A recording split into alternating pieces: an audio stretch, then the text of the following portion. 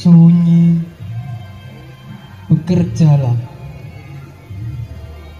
kau bagi nyawaku. Risau, sunyi, bekerjalah kau bagi nyawaku. Nyawaku risau, sunyi, bekerjalah kau bagi nyawaku risau. Sunyi, bekerjalah kau bagi nyawaku. Risau, risau, nyawaku bagi kau bekerja. Nah, Dokter Teguh, monggo diwedar. Ada mriki mau Pak, ini kabelnya cekak.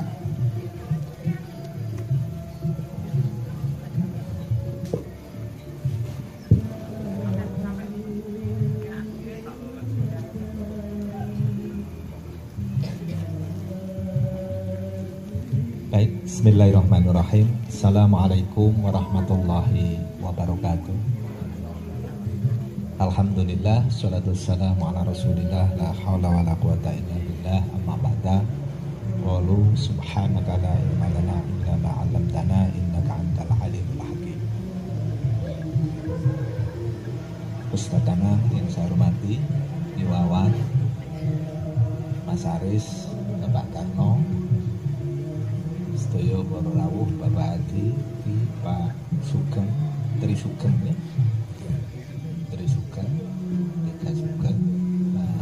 Bapak Muslim ya, dan yang lainnya saya hormati, juga yang saya banggakan. Kita telah mendengarkan uraian tentang jalan suci dari Ustadz Anang tadi, juga perjalanan Bimo Suci ketika sampai kepada dataran Manunggaling Kawula Gusti. Saya akan menarik ke belakang, justru ke belakang lagi, bahwa di dalam hukum pemikiran itu ada dikenal dengan istilah nihil novum sub sole, bahwa di bumi, di dunia ini tidak ada yang baru sama sekali. Artinya apa? Artinya setiap aktivitas kegiatan manusia ini semuanya adalah merupakan pengulangan dari apa yang telah dilakukan oleh generasi sebelumnya.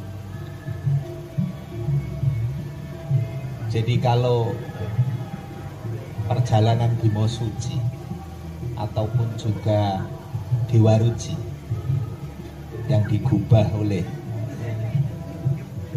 para wali zaman Demak abad 15 ini sesungguhnya adalah juga merupakan pengulangan dari apa yang telah dikonsepsikan oleh bapak logika dunia Aristoteles abad ke-4 sebelum Masehi.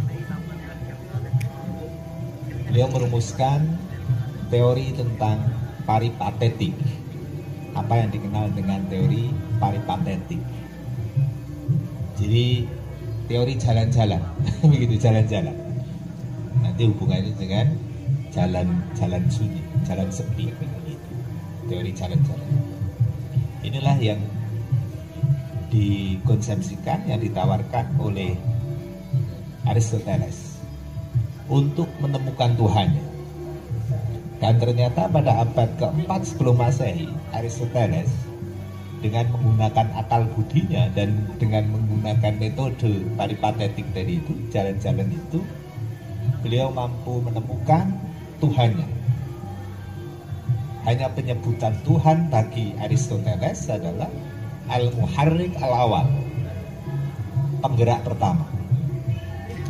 Itu Tuhannya Aristoteles. Jadi penggerak pertama. Nah, maka kemudian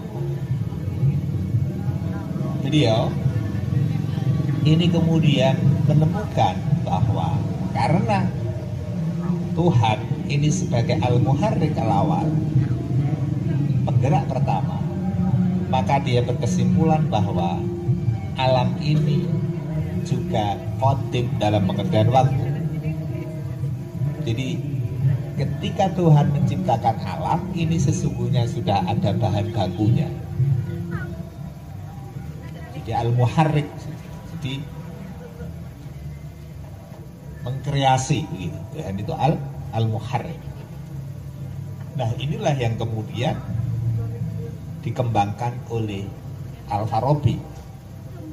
Al-Farabi abad ke-10 Masehi sebagai al-mu'allim ats-tsani, sebagai guru kedua di bidang logika begitu. Yang kemudian di dalam Islam dikenal dengan ilmu mantek. Ilmu mantek.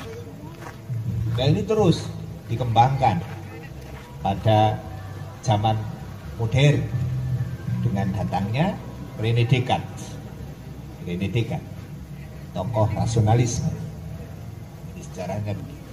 Baru kemudian pada zaman keemasan Islam di Jawa ini, zaman Demak, ini ada kemudian lakon Dewa Ruci yang kemudian pada masa keemasan Mataram ini kemudian diubah lagi menjadi Bimo Suci. Bimo Suci. Nah, perjalanan Bima sampai kepada Manunggaling Kawula Gusti tadi sudah diuraikan oleh Iwawan. Saya hanya ingin menegaskan bahwa perjalanan Bima itu ketika sudah sampai kepada Dewa Ruci, artinya sudah Manunggaling Kawula Gusti, ini sesungguhnya sebagai bentuk syariat yang harus dilakukan oleh setiap insan, setiap individu untuk menemukan jati dirinya. Ini melalui jalan sunyi. Nah, keumuman kita kalau kita melihat konteks kekinian, ini rata-rata individu kita ini mendahulukan jalan ramai. Artinya selalu memilih jalan ramai. Jalan ramai. Atau hablum minannas. Jalan ramai itu sebagai hablum minannas. Ini dalam bentuk interaksi sosial. Sementara jalan sunyi itu sebagai bentuk dari hablum minallah. Jadi interaksi individu untuk kemudian mengenal jati dirinya, yang kemudian bahkan muncul kesadaran bahwa hakikat kedirian manusia itu juga sesungguhnya bisa menyatu dengan Tuhannya karena bersumber dari Tuhan. Jadi setiap diri kita itu dalam bahasa agama dikatakan wa nafakhtu fihi min ruhi. Kemudian kami tiupkan ke dalam jasad, dalam wadah setiap diri kita itu min ruhi, ruh dari Tuhannya, ruh dari Tuhan. Maka kalau kita bicara tentang ruh, itu tidak mengenal waktu. Jadi bisa jadi Ustadz Anak ini dengan putranya ini justru lebih dulu putranya dalam konteks ruh, dalam konteks. Hanya saja kemudian fisik Ustadz Anak ini lebih dulu diciptakan dibanding putranya. Dalam dunia tasawuf kita mengenal bahwa Nabi Muhammad ini sebagai Abu Ruh, Bapak Ruh, gitu, ya, untuk setiap manusia. Maka Nabi Muhammad ini hakikatnya lebih dulu, lebih tua dibanding Nabi Adam. Nah, Nabi Adam ini dikenal sebagai Abul Bashar. Abul Bashar. Jadi bapak manusia dalam pengertian basarnya, fisiknya, kulitnya, lulangnya, lulangnya. Itu Abul Bashar. Berikutnya bahwa dalam perjalanan Bima Suci ketika sudah menyatu dengan Tuhannya, ini tadi dijelaskan bahwa setelah itu beliau kemudian diberi tugas untuk mengemban amanah berupa mengajarkan pengalaman beliau di dalam Manunggaling Kawula Gusti, diajarkan kepada murid-muridnya. Nah, di dalam perjalanan Bima Suci itu, murid pertama kali yang ngangsu kawruh dengan Bima Suci itu yang pertama adalah Anoman, ya, Anoman itu ya. Jadi seperguruan sama-sama Dewa Bayu, ya, Dewa Bayu. Anoman. Maka kedekatan Bima Suci, Sang Bima dengan Anoman itu secara roh, ya, itu lebih dekat dengan Anoman daripada dengan 4 saudara yang lain. Dengan Yudhistira, dengan Arjuna, Nakula, dan Sadewa. Baru setelah itu kemudian adiknya Bima, yaitu Arjuna, inilah yang kemudian berguru dengan Bima Suci. Ada satu hal yang tadi sempat terselip dan belum terungkap. Ketika Bima itu mau melakukan perjalanan syariat tadi itu, menggapai penyatuan dengan Dewa Ruci, itu ada satu sifat dari Bima Suci yang dikedepankan, dan ini tidak dimiliki oleh saudara-saudaranya yang lain.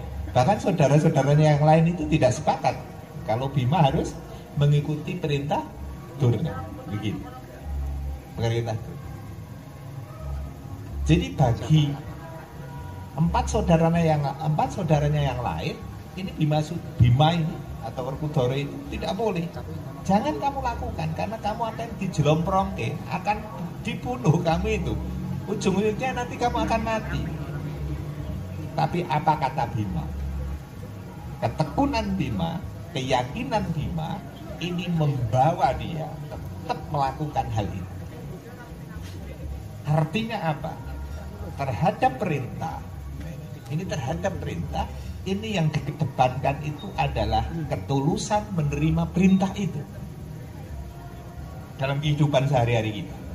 Ketulusan dalam menerima perintah itu yang penting.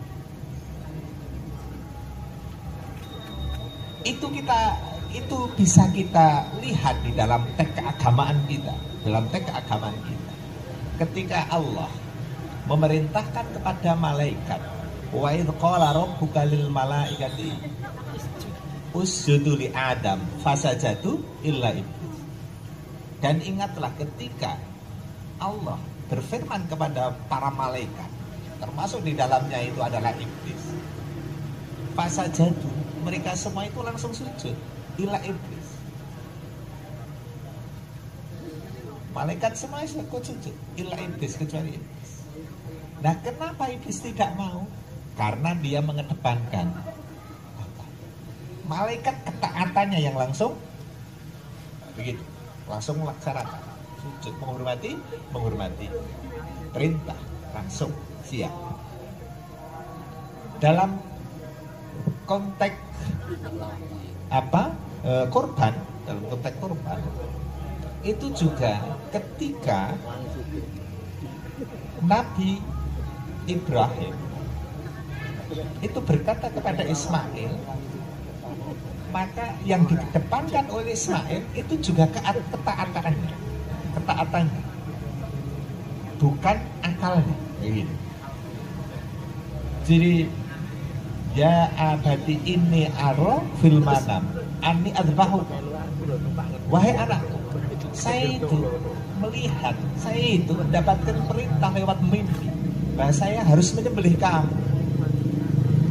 Lalu Nabi Ismail, menjawab, ya abatif al-matumat. Wahai ayahku, kerjakan apa yang diperintah. Sudah laksanakan saja. Ketaatan, ini yang di nomor satu. Ini kalau logika, kalau akal yang dikedepankan, jenengan mawon toh Pak sing disembelih sing luwih wakeh daging iku ora ngoten. Seperti itu kira-kira itu kalau akal. Kenapa harus saya? Ini dagingnya kula niki dereng belum kata, belum lemu ngoten. Jenengan mesine, kula sing balik sing itu kalau akal. Itu kalau. Nah inilah ketaatan. Nah ini juga yang dilakukan oleh Bima Suci, oleh Sang Bima. Jadi ketaatan kepada guru. Nah ini sekaligus menandaskan bahwa yang namanya ketaatan terhadap guru, ketaatan terhadap orang tua. Kalau guru digambarkan ini tadi Bimo, kalau terhadap orang tua itu adalah Ismail. Ada dua kata kunci di sini dalam hidup. Dua kata kunci di sini dalam hidup.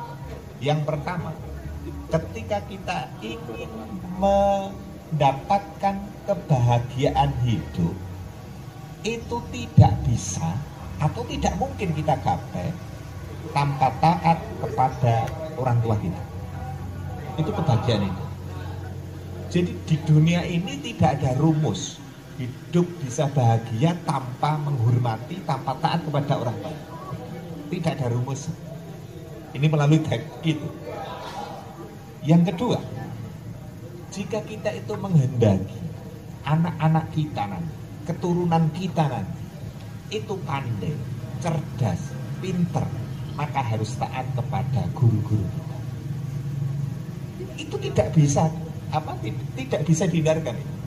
Jadi ketika kita berkehendak, kita berkeinginan untuk kecerdasan anak kita, kepandaian anak kita, maka kita harus menghormati guru-guru kita sekaligus mentaati guru-guru kita.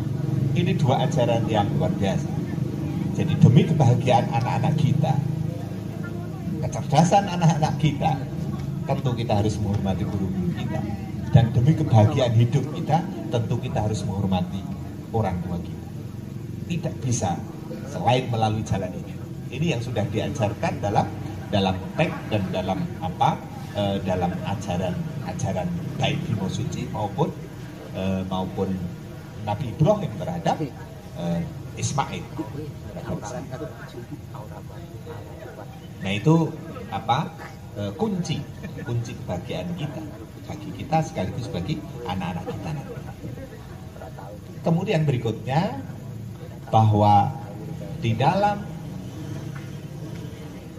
perjalanan Bima Suci saya menemukan, ini inti dari disertasi saya sesungguhnya, saya menemukan bahwa ajaran Bima Suci dalam lakon Bima Suci itu mencakup 4 pentahapan hidup seorang sufi. Jadi 4 tahap sekaligus. Yang pertama adalah syariat, yang kedua adalah tarekat, yang ketiga adalah hakikat, dan yang keempat adalah ma'rifat.